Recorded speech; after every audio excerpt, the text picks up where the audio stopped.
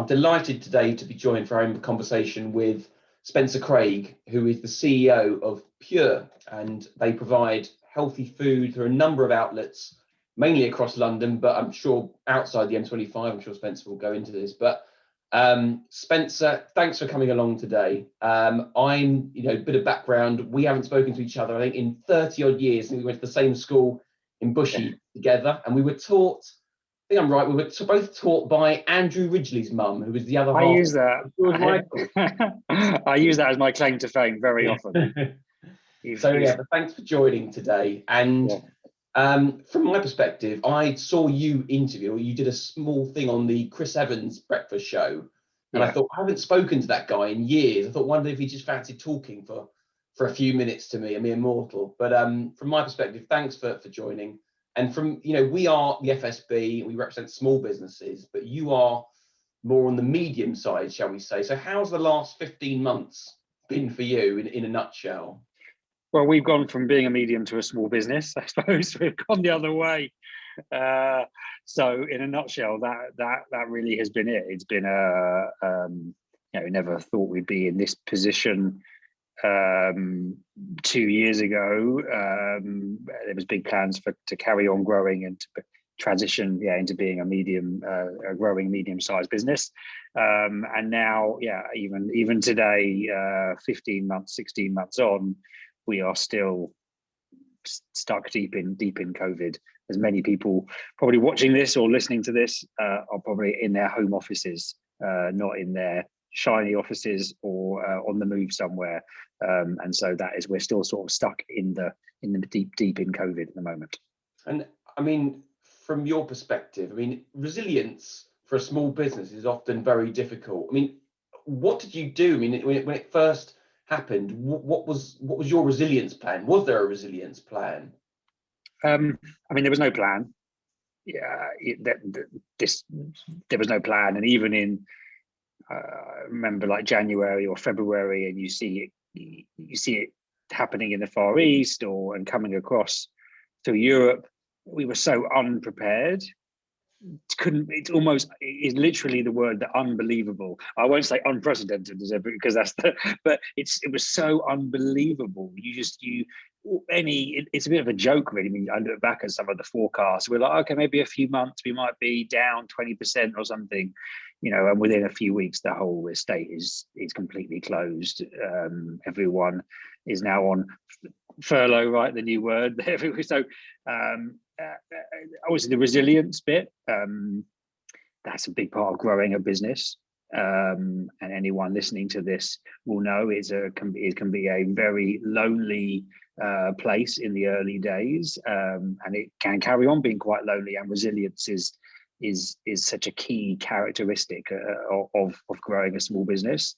I have to say, it's more fun showing resilience as you grow and dealing with the growing pains than it is, and where you have some control. Although this is not a therapy session, but 50, but thank you. Yes, no one's watching, right? Okay. 15 months on, it is pushing everyone's resilience, the whole team. Everyone has felt an incredible amount of pressure, but like in most situations of adversity, people rise to the challenge, and the team here have been just remarkable, really, that they have put in so much effort and been so resilient. And the FSB has been kind of advocating let's do London, and trying to get people back into central London where possible, where it's safe to do so. But from your business perspective, what are you calling for? 21st of June must have been a bit of a kick in the teeth. And are you prepared? 19th of July. Is that kind of the date that this is it for you? Where are you currently? Look, you've touched on a very sore point, which is the dates keep getting moved, and you prepare for stuff and it doesn't happen. In terms of what I'm calling for, I'm calling for a fair fight, actually. Which is to say, look, amend the rules and say people can do what they want if it's safe to do so and all that stuff. I don't think the government should get back involved and say you have to go back to the office. It is about, if companies believe that is the best place for their team's development and learning and well-being and creativity, then so be it. And we have to play a part in that. And we have to play a part in, I've used this phrase a few times, but it has to be more convenient to go to work or to go to work, that's the wrong word, to leave your home to work. Because obviously people are working at home very hard, but I talk, I know lots of people that run gyms or dentists, opticians, other shops in central London, and it used to be very convenient to be here. There was so many brilliant services and shops, and the best, there was spin classes and all the things that go along with being a kind of urban worker.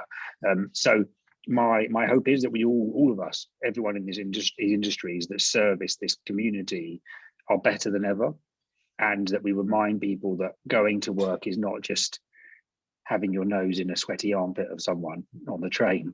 That when you get there are brilliant services.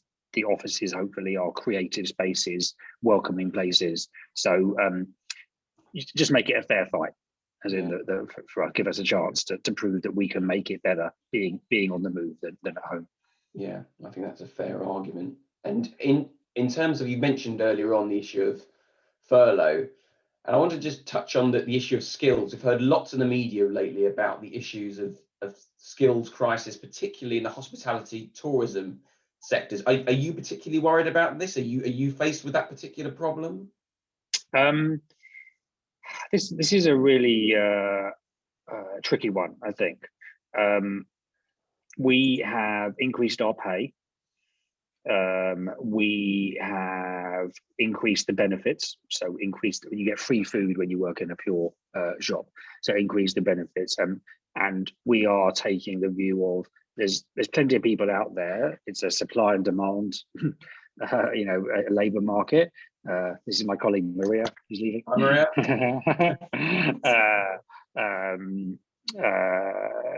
And you can either, we left the EU, right? The workers have left. There's no point necessarily moaning about it. So our job is to make our proposition, our employee proposition, as good as it can be. I might feel differently in a few months' time if our sales are back to where they were before. We are in big kind of trouble with finding the right skilled people. But let's also just not pretend that there was a population of people that were here and who potentially were not paid as fairly as they should have been, and it's our job to make sure, or given the right initiatives and skills and training. So let's look after ourselves, get our house in order. We don't, for example, pay less to people under 25 or anything like that.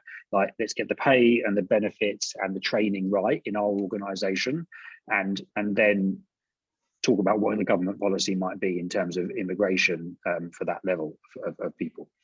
Yeah, and with that kind of premise of social responsibility, just want to move on to the notion of environmental responsibility.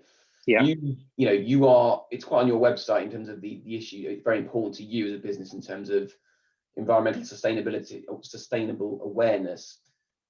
With the the net zero agenda, with COP26, for small businesses, it's very difficult to think about those issues that maybe are not right in front of your face. But what advice can you give? What tips, particularly in this area, particularly your own business experience in this area of environmentalism and sustainability, can you give to our members? Yeah, I think that's a really good one. And I probably don't have the right answer here as a business. We're not maybe That's quite there. We're probably not quite there yet. But to your, I would first of all say, do the research yourself. Like, if you're starting a business, you are trying to fulfill a need that you feel is not in the market at the moment, and you will be passionate about what you're doing, most likely, and so find a sustainable initiative that suits your particular business. So for us, the big one for us, we're in the package. We sell everything. All our food's sold in packaging. There's nothing we can really do about that, as in that we're a takeaway business, and so we don't do any eating, or so we've picked making sure our packaging is the most sustainable it possibly can be as the thing that we kind of really want to focus on. So I would say make sure that pick the thing that has the biggest influence on your business, and then do the research to understand it. Don't just watch a documentary and say, oh, that's a good soundbite for that. Do what's right for you, personally, and your business. But it is really hard, and you can be on the wrong side of something, and it can inadvertently affect your business. But if your members are out there, like they've started businesses, if they were all, what's the word I'm looking for? If they were all not doomsayers, what's the word? Like, if they were all thinking the future was going to be bad, you wouldn't start a business anyway. So they can adjust. But so do the research though. Believe in what you're doing, because otherwise, if you're just reading some social media and reacting, you're going to quickly change your mind to something else if someone else says something negative. Yeah. I just to wrap up quickly, but you touched on Andrew Ridgeley earlier on. I wanted to move quickly to another celebrity, Chris Evans. You had not a run-in, but you had a tete-a-tete with Chris Evans over at Virgin. Just for our members, just what was that? What was that like, and how did it all come to pass? Yeah, sure. So that was I won't ever forget that day. It came to pass because Chris Evans, if anyone listens to him, is a amazing man of great positive energy and positivity. And he came into one of our shops, and I happened to hear him talk on the radio, and then I reached out to him to say thank you for that, because it meant a huge amount to hear someone that you respect kind of talk positively about the company. And then he ended up he ended up asking me to come on the show, and I was interviewed on the show. And it's a bit of a blur, to be honest, actually. Maybe it would be like I feel about this interview afterwards. Starstruck. But yeah, it was just it was all him, really. He just is a really positive person, and has so much good energy and enthusiasm for other people and what they're doing. And he just sort of, took me under his wing and invited me into his world for a few minutes. So it was very cool. Superb. Spencer, thanks very much for that. I really appreciate that. And hopefully we'll speak less than 32 years the next time we speak to each other. But I hope you prosper and your team come back, and we'll speak in happier occasions. But it'd be nice to meet you and Maria as well behind you. Maria, yeah. Well, thank you, Matthew. Thank you for inviting me on, and to the members. You said about resilience. We all keep going. I hope people have had successes during COVID too, because it can't all be doom and gloom out there. So good luck to everyone, and really good luck to you as well. You're doing a great job, you guys, and keep fighting for all the small guys. Thanks very much, Spencer. Cheers. Thank you.